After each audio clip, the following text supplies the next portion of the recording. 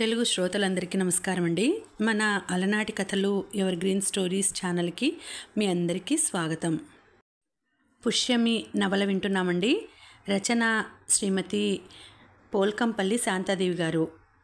2 రోజుల నుంచి వీడియో పెట్టడం లేదండి, ఎందుకంటే ఫంక్షన్కి వెళ్ళాల్సి వచ్చిందండి. ఆ ఫంక్షన్ వల్ల నేను వీడియో పెట్టలేకపోయాను. రీజన్ లేనిదే నేను ఎప్పుడు స్కిప్ చేయనండి వీడియో.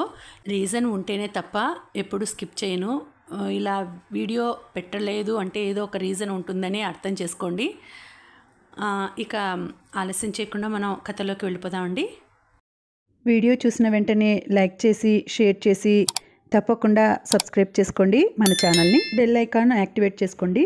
భవానీకి గొంతు తడారిపోతున్నది. తనని ఎందుకు ఇలా లాక్కు వచ్చాడు? ఏం చేయదలుచుకున్నాడు? మళ్ళీ ఏదైనా అవమానానికి పూనుకుంటాడా? నిజంగా అలాగే జరిగితే అతన్ని ఈరోజు చంపడమో తను చావడమో జరుగుతుంది. కొంచెం సేపట్లో సర్దుకొని మొండికెత్తిన దానిలా కూర్చుంది భవానీ. కారు ఒక పెద్ద హోటల్ ముందు ఆగింది. ఫణి దిగు భవానీ అన్నాడు. భవానీ బెట్టు చేయకుండా దిగి అతన్ని అనుసరించింది. ఫ్యామిలీ రూమ్లో టేబుల్కి అటు ఇటు ఫణి భవానీ కూర్చుని ఉన్నారు. 2 టీ బిల్లుంచిన ప్లేట్ టేబుల్ మీద పెట్టి వెళ్ళాడు వెయిటర్. ఇద్దరి మధ్య టీ పొగలు కక్కుతోంది. ఇద్దరి హృదయాలు పొగలు కక్కుతున్నాయి ఆలోచనలతో. తను చెప్పబోయే విషయానికి ఎక్కడ మొదలు పెట్టాలా, ఎలా మొదలు పెట్టాలా అని మాటలు వెతుక్కుంటున్నాడు ఫణి. కొద్ది క్షణాలు నిశ్శబ్దంగా గడిచాయి. నిశ్చలత పొందిన సరస్సులా ఇప్పుడు ఫణి ముఖం ప్రశాంతత దాల్చింది. ఆ బిగుసుకుపోవడం, ఉద్రేకం ఇప్పుడు లేవు. టీ కప్పు ఎత్తి భవానీకి అందిస్తూ, తీసుకో భవానీ అన్నాడు. అతడి గొంతులోని మృదుత్వం వెగటుగా తోచింది భవానీకి.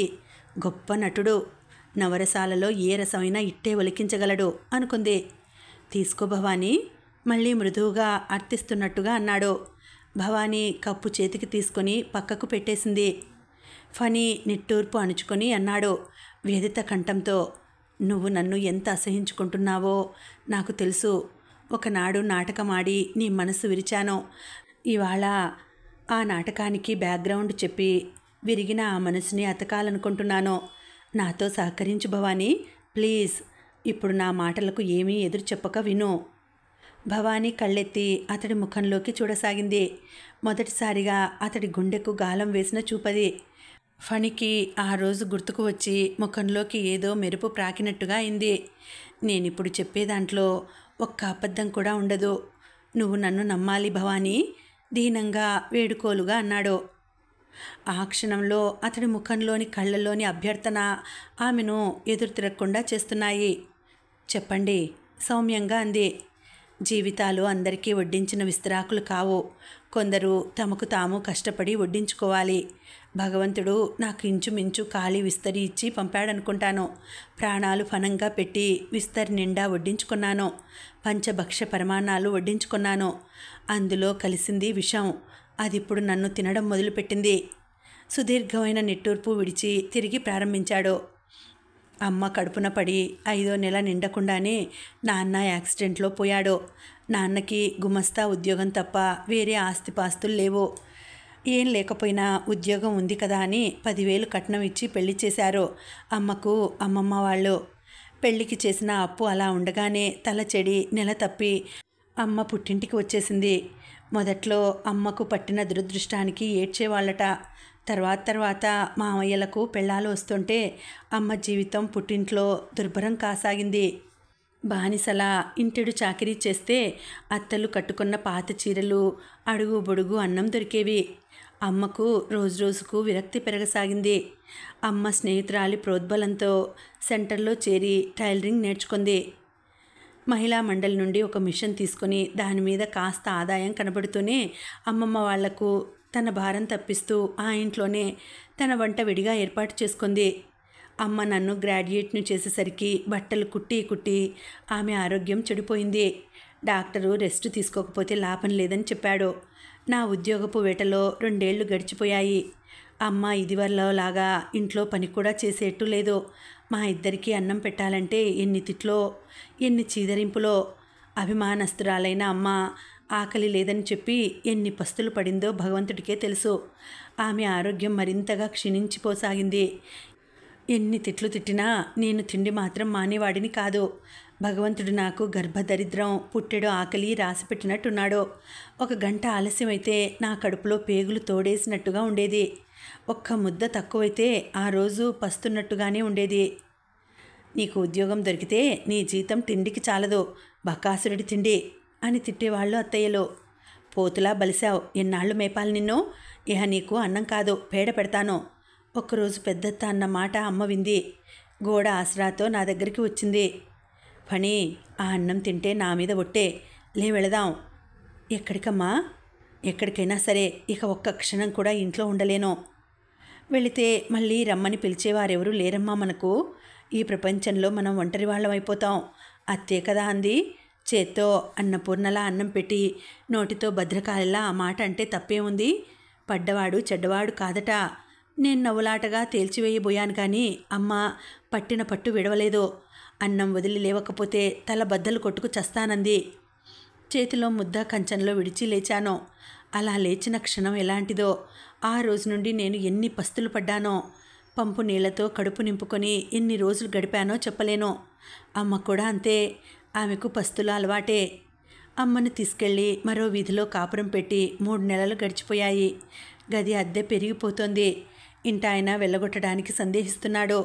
3 నెలల అద్దె ఊరికే వదులుకొన్నట్టు అవుతుంది కదా. ఉద్యోగం దొరికితే ఒకేసారి ఇచ్చివేస్తానంటున్నాడు కదా అని. అమ్మ ఆకలివాత పడడానికి ఇహ ఎన్నో రోజులు లేవనిపించింది. అమ్మ చావుకు ముందే నేను ఉద్యోగమైనా సంపాదించుకోవాలి, లేదా రైలు చక్రాల క్రింద నా తల పెట్టి ఆత్మహత్య అయినా చేసుకోవాలి.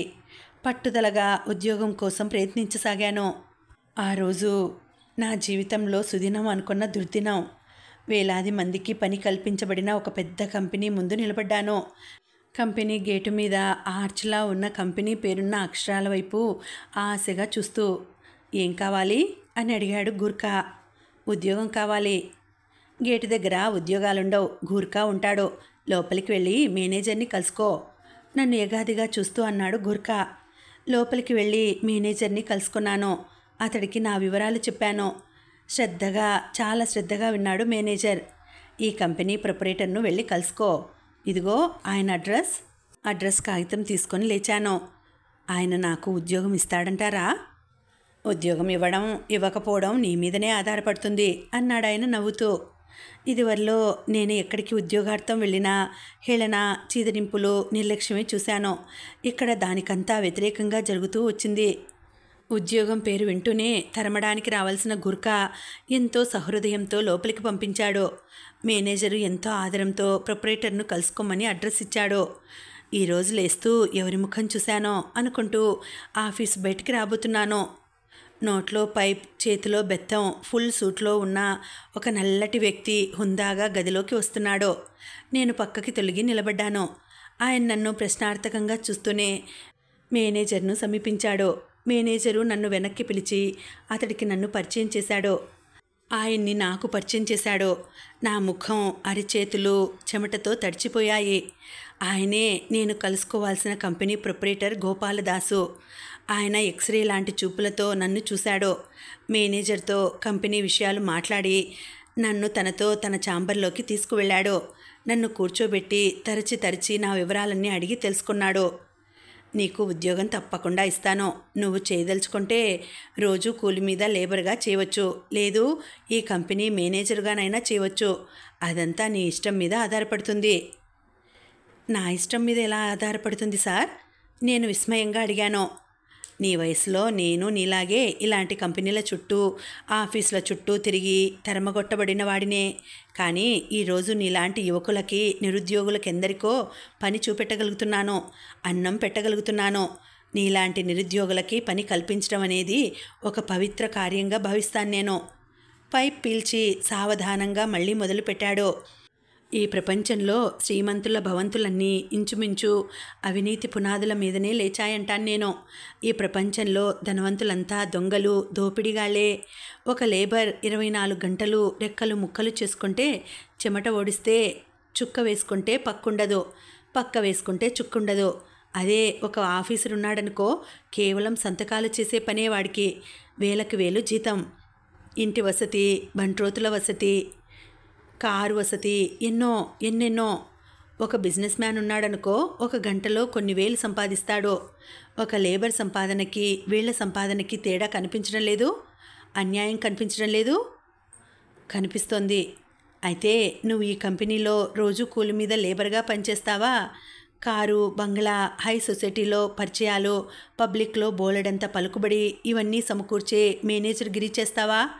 అది నిన్నే తెలుసుకోమంటున్నాను. ఇదేదో కొత్త రకం ఇంటర్వ్యూ లాగా కనిపించింది నాకు. నేను మేనేజర్ పనే కోరుకుంటే మీరిస్తారా?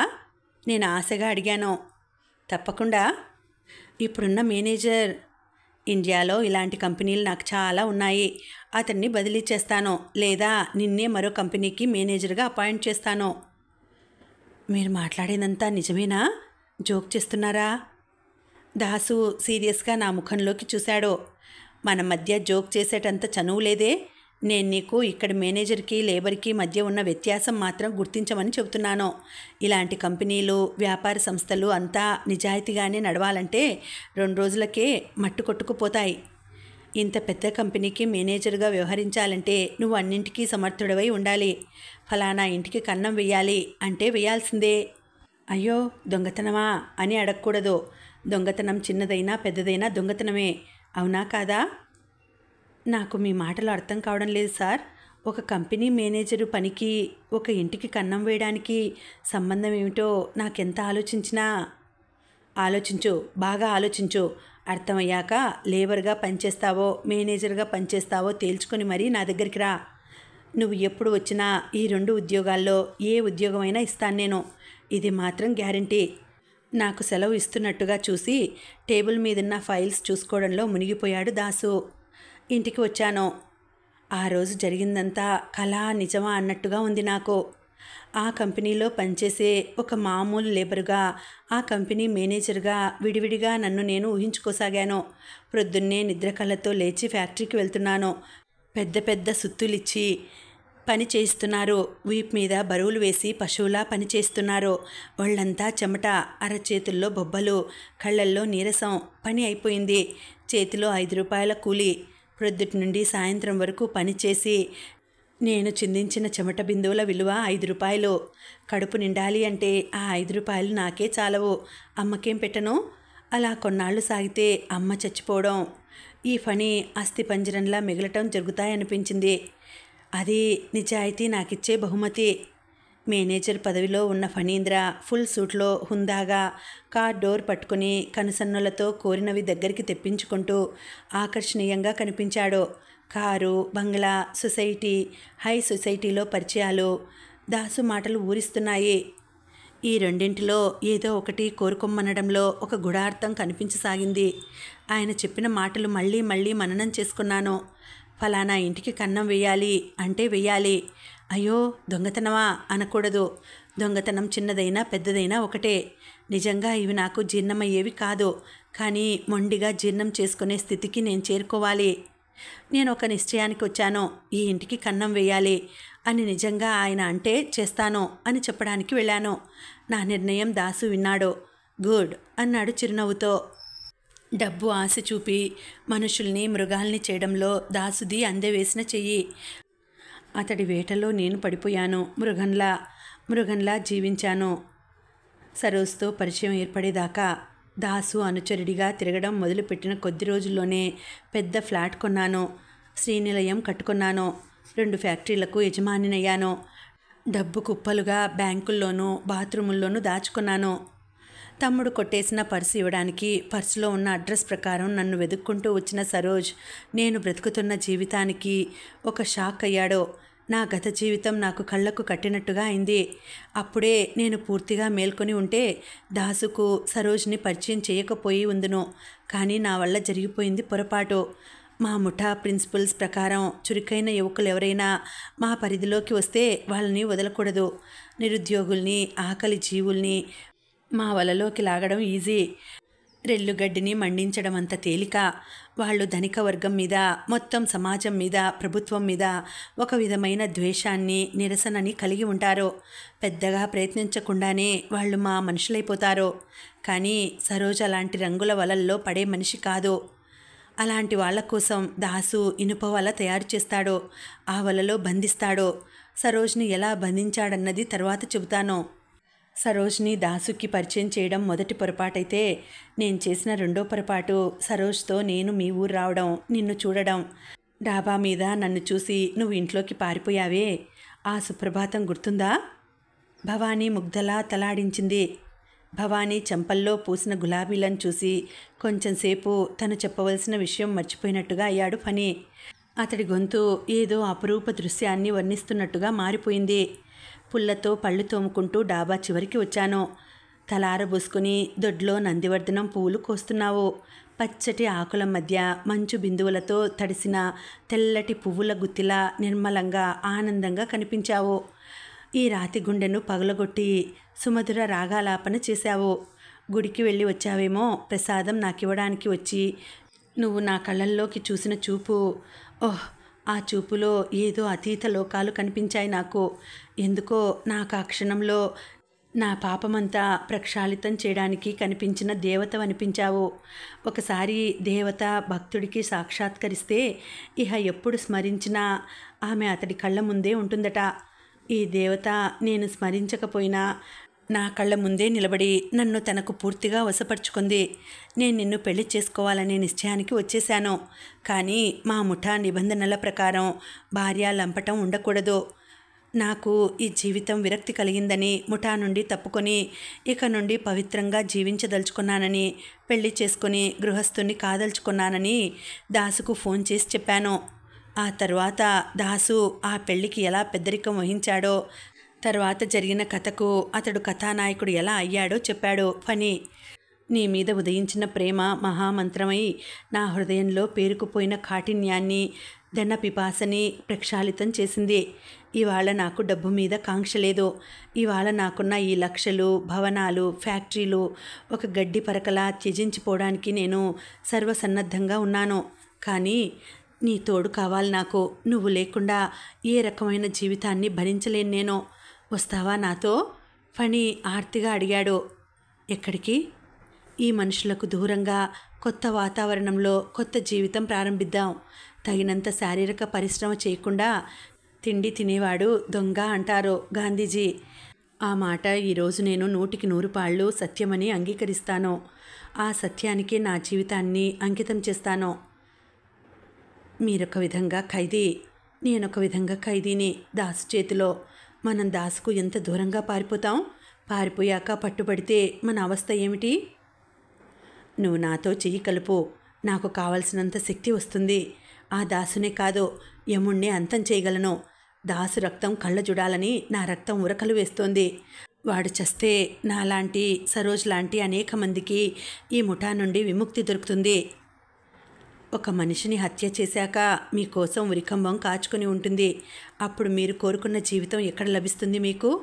నన్ను ఉరికంబం నుండి తప్పించాలనుకుంటే అది నీ ఒక్కదాని చేతిలోనే ఉంది. ఎలా? ఫణి తన ప్లాన్ వివరించాడు. భయపడ్డట్టుగా చూసింది భవానీ. పట్టుబడిపోతే? ఈరోజు సంగతి తెలిస్తేనే అతడు మీ మీద ఏం అఘాయిత్యానికి పూనుకుంటాడో. నేను తగిన జాగ్రత్తలోనే ఉంటాను. నువ్వు మాత్రం నేను చెప్పినట్టు చెయ్యి. నువ్వు సహకరించకపోతే నేను ఆత్మహత్య చేసుకోక తప్పదు. భవానీ వేలు చప్పున ఫణి పెదవుల మీద ఆనించింది. కళ్ళతోనే తన బాధనంతని వ్యక్తం చేసింది. ముందుకు వచ్చిన ఆ చేతిని అలాగే తన చేతుల్లో అపురూపంగా పొదివి పట్టుకున్నాడు. ఆ స్పర్శ ఇద్దరినీ ఏవో వింత లోకాలకి తీసుకువెళుతోంది. ఫణి కళ్ళల్లో కాంక్ష లేదు, ఆరాధన తప్ప. భవానీ కళ్ళల్లో కక్ష లేదు, అనురాగం తప్ప.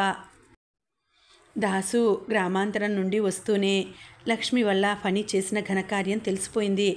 అతడి పళ్ళు పటపటలాడాయి, కళ్ళు ఎర్రబడిపోయాయి. చరచరా భవానీ గదిలోకి వెళ్ళాడు. ఆ బ్రూట్ నిన్న వచ్చి నిన్ను లాక్కుని వెళ్ళాడట కదా?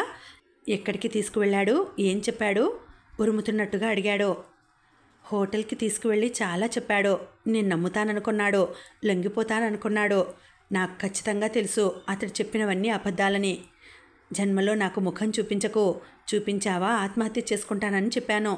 మర్యాదగా నన్ను ఇంటి దగ్గర దించేయకపోతే దాసుబాబు వచ్చాక నీ పని పట్టిస్తానని చెప్పాను. మీరంటే అతడికి చాలా భయం అనుకుంటాను. భవానీ చెప్పేది నిజమా అన్నట్టు పరీక్షగా చూశాడు ఆమె ముఖంలోకి దాసు. భవానీ చాలా జాగ్రత్తగా నటిస్తోంది.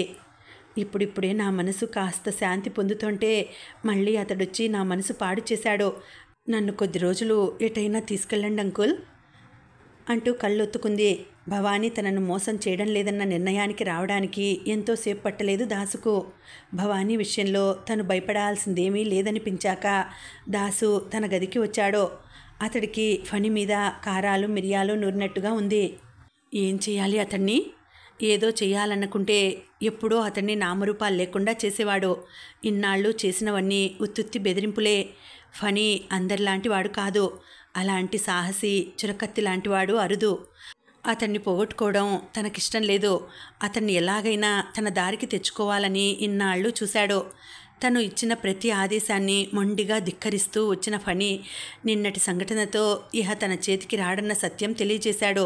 భవానీని అడ్డుపెట్టుకొని ఫణిని స్వాధీనపరుచుకోవాలని తను చేసిన ప్రయత్నాలన్నీ విఫలమయ్యాయి. ఇహ ఫణినుంచడం ప్రమాదం. దాసు ఆ నిర్ణయానికి వస్తూనే హత్యలు చేయడంలో సిద్ధహస్తులైన ప్రభుదాస్ని, యూసఫ్ని ఫోన్ చేసి పిలిపించాడు. చేయాల్సిన పని చెప్పాడు. చెప్పిన పని చేయకపోవడం అనేది వచ్చిన ఆ ఇద్దరు వ్యక్తుల జీవితాల్లోనూ లేదు. చాలా రోజులకి చేతికి పని దొరికినట్టు వాళ్ళ ముఖాలు సంతోషంతో మెరిశాయి. ఉత్సాహంతో తలలూగించి వెళ్ళిపోయారు. దాసు మనసు కాస్త శాంతించింది. ఇంతలో ఫోన్ గనగనా మ్రోగింది. రిసీవర్ ఎత్తి హలో దాసు హియర్ అన్నాడు. అవతల రతన్ చెప్పింది విని దాసు కనుబొమ్మలు ముడిచాడు. కావాలంటే ఆ నౌకరు ఫోటో ఇచ్చి అతడికి సంబంధించిన వివరాలన్నీ తెలియజేస్తామంటున్నారు. అతడి దగ్గర గుప్తధనం మాయం కావడం మనం నమ్మొచ్చు. వాళ్ళ అమ్మాయిని విడిచిపెట్టడానికి ఎంత డబ్బైనా ఇస్తానంటున్నాడు. కర్తవ్యం ఆదేశించండి బాస్. రతన్ గొంతు ఫోన్లో వినయంగా వినబడింది. ఆ నౌకరు ఎవరో, అతడు పారిపోయింది ఎంతవరకు నిజమో ఇన్వెస్టిగేషన్ చెయ్యి. అతను పారిపోవడం నిజమే అయితే అతడు ఎక్కడ ఉన్నా వెదికి పట్టుకునేందుకు సరైన ఆధారాలు ఇమ్మని అడుగు. ఆ గుప్తధనం కోసం చాలా శ్రమపడ్డాం. మన సమయాన్ని శక్తిని ఉపయోగించాం. ఏం చేస్తాం? ఒక్కొక్కసారి కొండ తవ్వి ఎలుకను పట్టినట్టుగా అవుతుంది. ఆ రాజాగాడి మీద ఒక కన్ను వేసి ఉంచక తప్పదు. అవును, ఇంత శ్రమపడి ఆ అమ్మాయిని ఊరికే ఎలా వదులుతాం? నీ ఇష్టం, ఎన్ని లక్షలైనా అడుగు. ఆ డబ్బు నాకివ్వనక్కర్లేదు. నువ్వు నీ అనుచరులు హాయిగా జల్సా చేసుకోండి. ఈ కేసులో నువ్వు పడిన శ్రమకు ఇది నా బహుమతి అనుకో. Thank you boss. రతన్ గొంతులో సంతోషం పొంగి పొర్లింది. దాసు రిసీవర్ పెట్టేశాడు. Hello hello Harshavardhan here. నువ్వు కాక ఇంకెవరున్నారక్కడ? హర్షవర్ధన్ కళ్ళు భయంగా పక్కనే కూర్చుని ఉన్న శిరీష్ మీద పడ్డాయి. ఎవరూ లేరని చెప్పమన్నట్లు అతడు సైగ చేశాడు. నేను ఒక్కడనే ఉన్నాను. హర్షవర్ధన్కి చెమటలు పడుతున్నాయి. ఉన్నా మాకేం పర్వాలేదు. అబద్ధాలాడితే ఫలితం అనుభవించేది నువ్వే. విను, ఇవాళ రాత్రి 12:30కు బ్రీఫ్ కేస్తో 5 లక్షలు మీ పారిపోయిన నౌకరు ఫోటో పెట్టుకొని బయలుదేరు. జులాజికల్ పార్క్ దాటాక మా మనిషి నీ కారు ఆపుతాడు. బ్రీఫ్ కేస్ అతడికి అందించి చప్పుడు చేయకుండా కారు రివర్స్ చేసుకొని వెళ్ళిపో. తెల్లవారేసరికి నీ కూతురు నీ ఇంట్లో ఉంటుంది. పోలీసులకి కానీ ఇంకెవరికైనా ఈ సంగతి ఎరుకపరిచితే ఇహ ఇంతే సంగతులు. మా అమ్మాయి ఎలా ఉంది? ఏడుస్తుందా? ఈ మాట అంటుంటే హర్షవర్ధన్ గొంతు గాద్గదమైంది. మీ అమ్మాయి చాలా ఆనందంగా ఉంది. మాట్లాడతావా ఆమెతో? పిలవండి. రిసీవర్ అలాగే పట్టుకొని ఉన్నాడు హర్షవర్ధన్. 2 నిమిషాల తర్వాత పుష్యమి గొంతు ఉత్సాహంగా హలో డాడీ అంది. బాగున్నావా అమ్మా? డాడీ, నేను చాలా ఆనందంగా ఉన్నాను. నా గురించి మీరేం బెంగ పెట్టుకోవద్దు. వీళ్ళు అడిగిన డబ్బు ఇచ్చేయండి. నన్ను ఇంటికి పంపేస్తారు. తప్పకుండా ఇస్తాను. డాడీ. ఏమ్మా, శిరీష్ ఎలా ఉన్నాడు? నా కోసం బెంగ పెట్టుకున్నాడా? శిరీష్కి ఆయన చేతిలో రిసీవర్ లాక్కొని పుష్యమితో మాట్లాడాలనిపిస్తోంది. అతి ప్రయత్నంతో నిగ్రహించుకున్నాడు. చాలా బెంగ పెట్టుకున్నాడమ్మా. ఏం బెంగ పెట్టుకోవద్దని చెప్పండి డాడీ. నన్ను వీళ్ళు చాలా బాగా చూస్తున్నారు. TV, transistor, magazines. ఓహ్, చాలా బాగా కాలక్షేపం అవుతుంది. అబ్బా, ఇప్పుడు గుండెల మీద నుండి సగం బరువు తీరిపోయినట్టుందమ్మా. పుష్యమి వెళ్ళింది. ఇంకేమైనా నాతో మాట్లాడతావా? రిసీవర్ పెట్టేయనా? చిన్న రిక్వెస్ట్. ఏమిటి? బీపీ పేషెంట్ని. అర్ధరాత్రి అంత డబ్బుతో ఒంటరిగా రాలేను. నాకు తోడుగా నా అల్లుణ్ణి తీసుకొస్తాను. అతడికి తెలియడం వల్ల ఏమీ ప్రమాదం లేదు. పుమ్మి క్షేమం నేనెంతగా కోరుతున్నానో అంతకు రెట్టింపుగా కోరి ఆప్తుడు ఆమెకు. పిచ్చి వేషాలు వేయకుండా ఉంటే మాకేం అభ్యంతరం లేదు. అలాంటిదేమీ జరగదని నేను ప్రామిస్ చేస్తున్నాను. సరే. క్లిక్ అన్న శబ్దం వినిపిస్తూనే రిసీవర్ పెట్టేశాడు హర్షవర్ధన్. విన్నావుగా శిరీష్, మనం వాళ్ళు చెప్పినట్టుగా బుద్ధిగా నడుచుకోక తప్పదు. బుద్ధిగా నడుచుకోవడం కాదు, గొర్రెల్లా నడుచుకోవడం. పుష్యమి వాళ్ళ చేతుల్లో లేకపోతే నేను నీకంటే ఎక్కువ ఆవేశపడేవాడిని. ఆ గ్యాంగ్ని పట్టుకునేందుకు నా ప్రాణమైన పణంగా పెట్టేవాడిని. మనం ఏం ఆవేశపడ్డా దాని చెడు పరిణామం పుష్యమి మీద పడుతుందని మరువకు. 5 లక్షలు తీసుకుంటారో, పుష్యమిని వదిలిపెడతారో, తర్వాత ఆ గ్యాంగ్ని చేజిక్కించుకునే ఆధారమేమీ మిగలదు. ఒక దోపిడీ ముఠాను ఇలా ఊరికే విడిచిపుచ్చాల్సిందేనా? ఇవాళ డబ్బు కోసం పుష్యమిని ఎత్తుకుపోయారో, రేపు మరో పుష్యను ఎత్తుకుపోతారో. ఆ గ్యాంగ్ని పట్టాలి, ప్రభుత్వానికి అప్పచెప్పి తగిన శిక్ష పడేలా చేయాలి. యువరక్తం ఉరకలు వేస్తుంటే హర్షవర్ధన్ ముసలి మాటలు చెవికెక్కలేదు శిరీష్కు. బ్రీఫ్ కేస్ తీసుకుపోవడానికి ఒక మనిషి తప్పకుండా వస్తాడు. వాణ్ణి బంధించి పట్టుకు తోమితే ముఠా వివరాలన్నీ వాడు కక్కుతాడు. పుష్యమిని ఎక్కడ దాచారో చెబుతాడు. అప్పుడు తను వెళ్ళి ధీరోదాత్తంగా తన పుష్యమిని తెచ్చేసుకుంటాడు. ఇంతలో పుష్యమికి వచ్చే ప్రమాదం ఏమీ లేదు. శిరీష్లో ఇన్ని ఆలోచనలు సుళ్ళు తిరుగుతున్నాయని గ్రహించి ఉంటే హర్షవర్ధన్ తగిన జాగ్రత్త తీసుకునేవారేమో. ఇంకా ఉందండి, కథ కొనసాగుతుంది. మళ్ళీ వచ్చే వీడియోలో తర్వాతి భాగం వినేద్దామండి. అంతవరకు సెలవు. నమస్తే.